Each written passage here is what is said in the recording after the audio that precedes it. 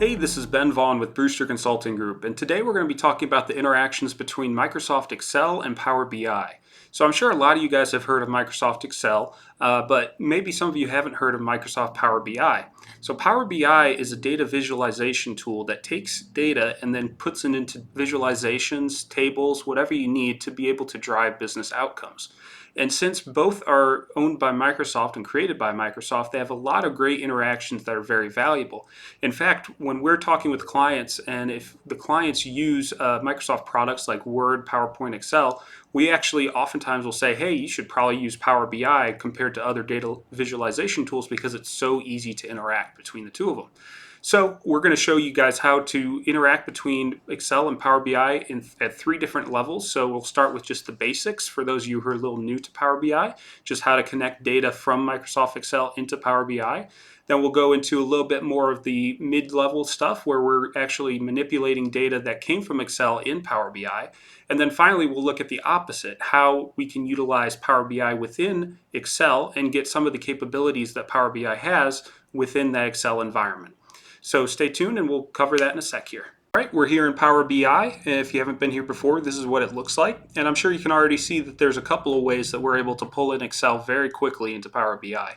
They make it super easy. You got a button right here if you want to pull it in that way. You can hit this button here, or you could do the more universal approach, which is the Get Data button.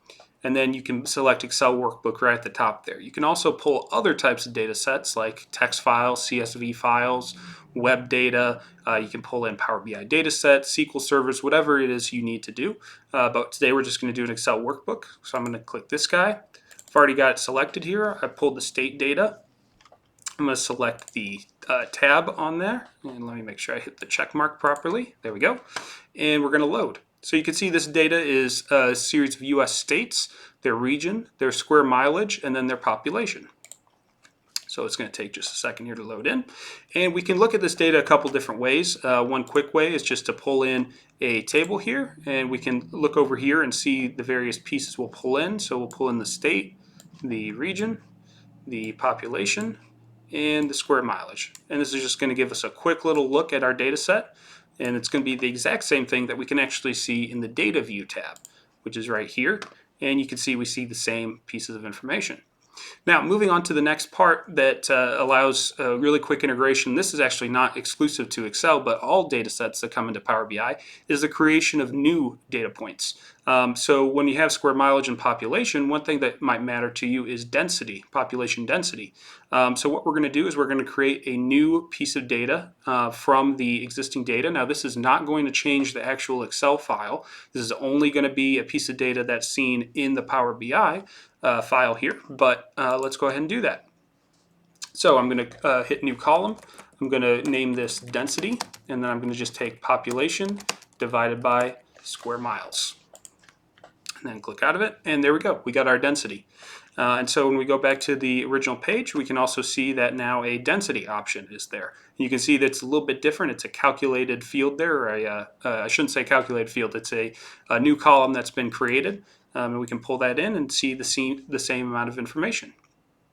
All right, so another thing that you can do, it's not going to be as applicable here, but what you can also do is look at the actual, how the data was pulled in into Power BI. So if we go to transform data, and let's say that for whatever reason you wanted to change region to be some sort of indicator variable. Maybe you wanted to say, is it in the Northeast or not? And therefore you have a 1, 0. So what you could do is when you have this change type, you could change this type to a number. You could change it to whatever you see fit. So those are a couple of ways that you're really able to interact with the data inside Power BI beyond what you'd be able to do in Excel. You would be able to do some of this stuff, but it's going to be able to streamline your processes, especially when you have data sets in Excel that are going to be created the same exact way every time.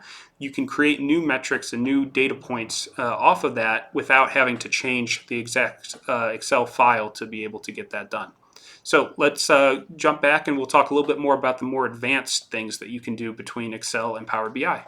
So when you're talking about more advanced capabilities between the interaction of Power BI and Excel, the two main pieces are going to be Excel add-ins. So you have the Power BI add-in, and this is going to allow you to be able to really use everything in Power BI inside Excel.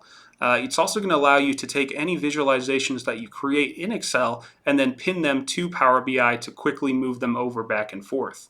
The other one is going to be Power Pivot, another add-in in Excel.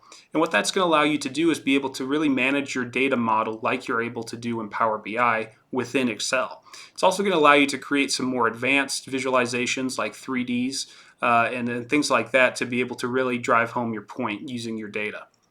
So overall, Excel and Power BI are really strong together. They're a great combination.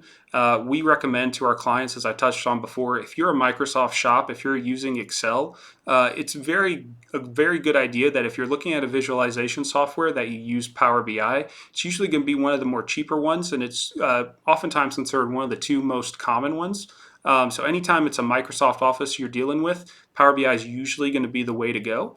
But if you have any questions on that, if you're looking at visualization softwares that you might make sense for your company, or you have any more questions, feel free to leave comments below. Otherwise, we'll look for you in the next video, and thanks for your time.